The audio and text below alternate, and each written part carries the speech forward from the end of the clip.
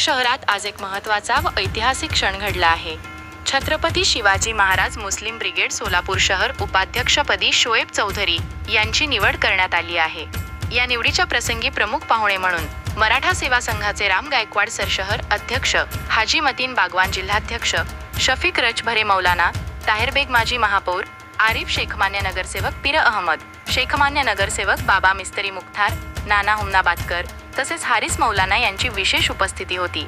यावेळी संस्थेचे शेकडो कार्यकर्ते मोठ्या उत्साहात सहभागी झाले होते। संपूर्ण सभागृहात आनंदाचे व उत्साहाचे वातावरण होते। शोएब चौधरी यांच्या निवडीमुळे संघटनेच्या कार्याला नवे बळ मिळेल तसेच सामाजिक, शैक्षणिक आणि एकतेसाठीचे उपक्रम अधिक वेगाने राबवले जातील असा विश्वास सर्व मान्यवरांनी व्यक्त केला।